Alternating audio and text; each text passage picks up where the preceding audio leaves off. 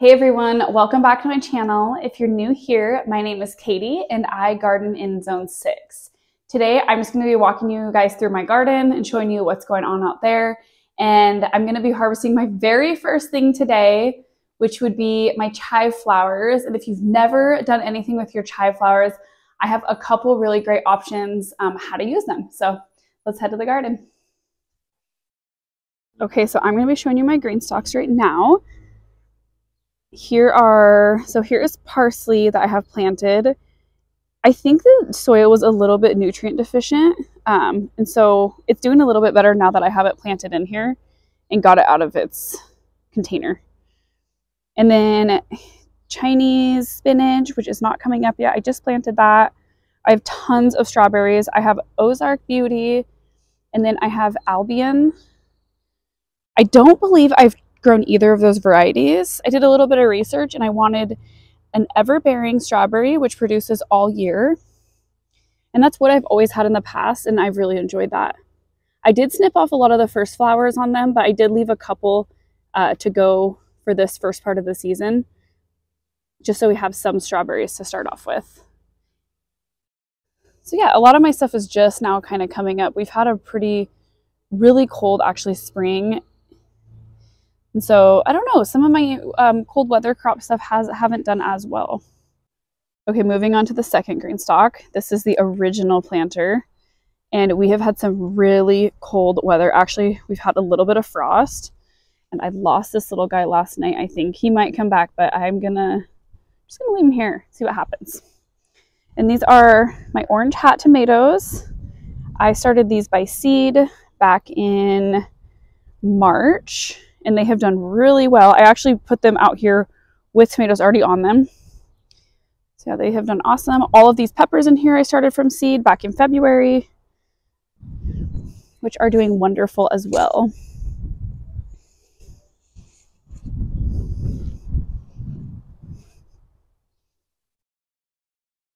I tried to start as much by seed as I could this year, just to save a little bit more money, because I knew I had a ton of pockets to fill. And it's definitely helped me fill them out quite a bit. Okay guys, here we are at my little chive bed.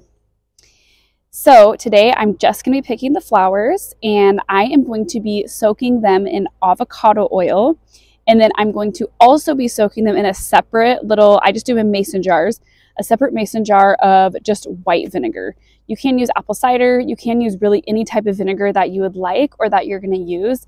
But I typically prefer a white vinegar or rice vinegar over the taste of some other ones with this.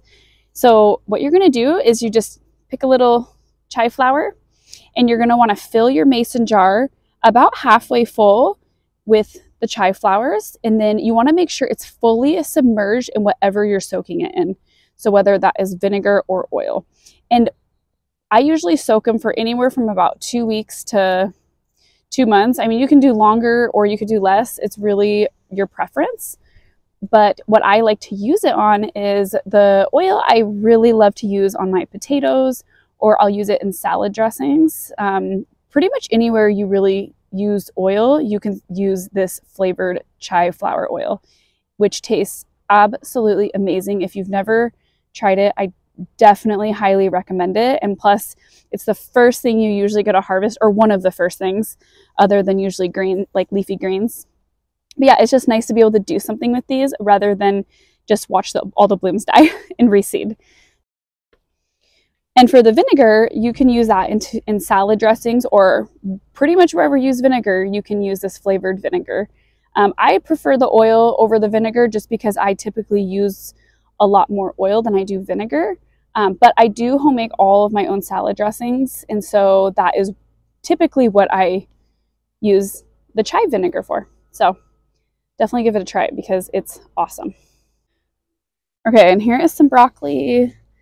Ooh, it's finally turning into broccoli. I've never actually done broccoli before, which is kind of wild because I feel like I've done a lot, but we kind of have a pest problem over here where I live with broccoli, and so I've just never grown it, but I've been spraying it with an organic spray, and it seems to be helping keep the bugs off a little bit. I don't mind the holes in here. That doesn't bug me. I just don't want them to attack my broccoli. But yeah, so I started these broccoli from seed in March, and I transplanted them, I believe, in April. So yeah, they've been doing wonderful. Here are some golden snap peas. These I planted in April, and they are just starting to attach onto this trellis, which is awesome. And then here are my tomatoes.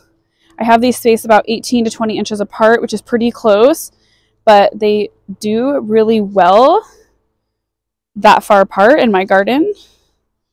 Some of these might be a little bit closer. And I love this system right here. This is the cattle panel system. And so they'll grow up this cattle panel, and I just tie them as I go.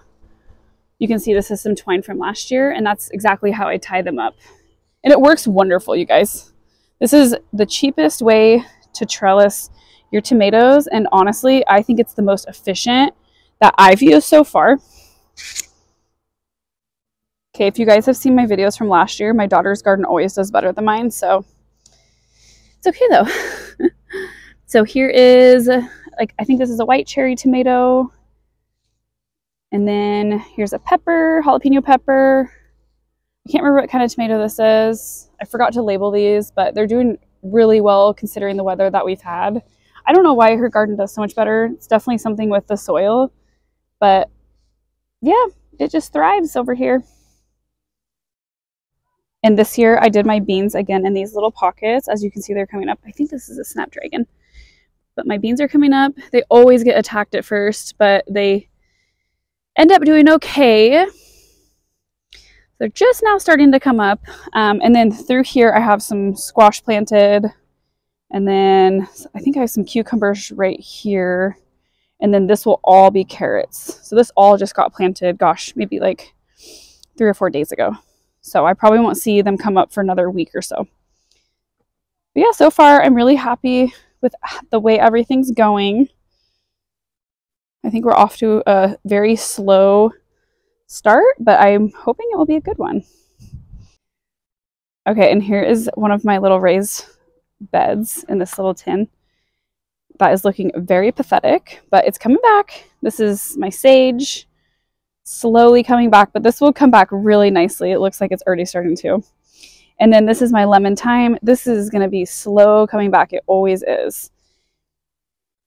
I have some chamomile, a red night marigold, and then I believe this is a jalapeno. So once it gets filled out, it'll look a lot better once we start getting some warmer weather.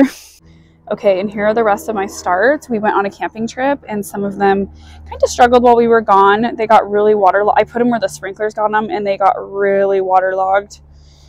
So we'll see how they do. Some of this is also from being out in the sun and the cold. So I don't know. Well, I'm going to put them in my new green stock. I have another one that I just need to set up and get going. But my starts did really, really well this year. I'm super happy with them. I just cannot hardly wait to get these put in the ground, which I'm going to actually, tonight we have a low of 38, and then this weekend we should be ready to go. It looks like it's in the 50s from here on out, hopefully. It's a really late season for us. Yeah, most of these are looking pretty good. All right, guys, that is the end of this video. Thank you so much for watching. And if you like this video, please hit that thumbs up and subscribe. It really means a lot to me. I am hoping to post more videos and get back on track. So I'm hoping to see you guys more frequently. But yeah, happy gardening, and I hope your gardens are off to a wonderful start. Catch you guys next time, and good luck in the garden. Okay, so here is my chive oil, and here is my chive vinegar. And to fully submerge these, I just stuck a little cookie cutter right on top. And then these ones, I'm gonna pour a little bit more vinegar in, and I'll stick something on top as well. Just be careful because the vinegar does eat a lot of different things. So I would do glass, preferably. But yeah, just fill it up a little bit full and let them soak. This one's actually been soaking for quite a while, and it smells wonderful. Yeah guys, super easy, good way to get rid of some chive flowers, and hope you guys like it.